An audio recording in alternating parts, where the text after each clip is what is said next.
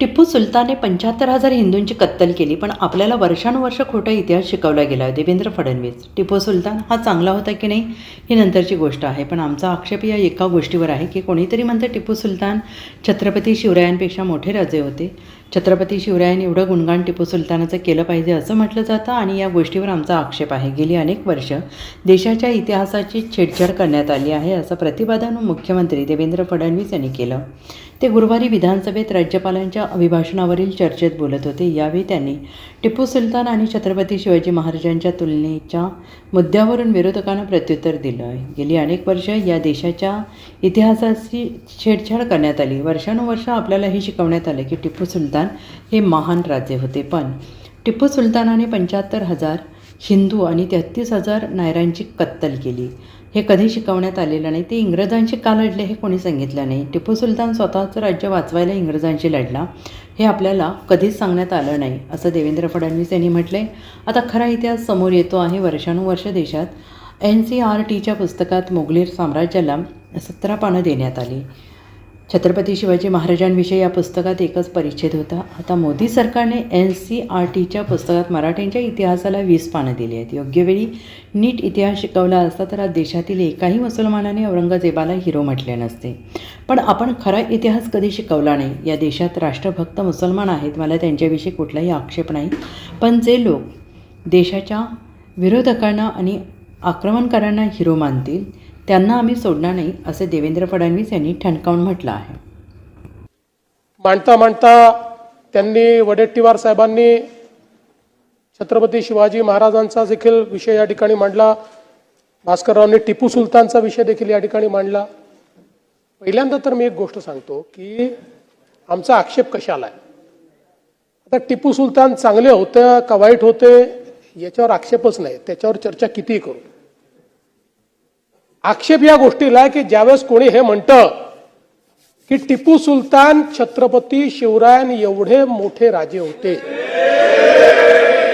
याला आक्षेप आहे. ज्यावेळी असं म्हटलं जातं की छत्रपती शिवरायां एवढाच गुणगान टिपू सुलतानचा केला पाहिजे, त्याला आक्षेप आहे. आणि तुम्हाला एक गोष्ट सांगतो, दुर्दैवाने या देशाच्या इतिहासाशी जी छेडछाड करण्यात आली त्यामध्ये वर्षानुवर्ष आम्हाला हे शिकवलं की टिपू सुलतान महान राजे होते, पण हे कधी सांगितलं नाही की 75,000 हिंदूंची आणि 33,000 नायरांची कत्तल करणारे देखील तेच टिपू सुलतान होते. नाही शिकवलं आम्हाला. ते इंग्रजांशी लढले सांगितलं, पण कशा करता लढले? स्वतःचं राज्य वाचवायला लढले.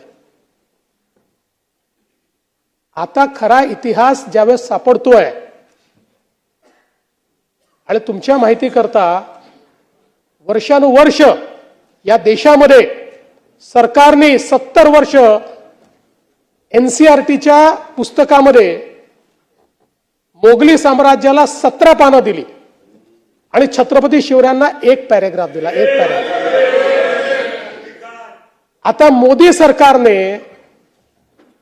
या ठिकाणी छत्रपती शिवरायांच्या मराठ्यांच्या इतिहासाला NCERT मध्ये 20 पानं दिल्यात. 20.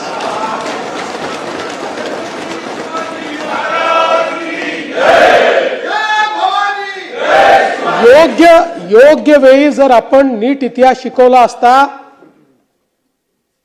तर या देशातल्या एकाही मुसलमानाने औरंगजेबाला आपला हिरो म्हटलं नसतं.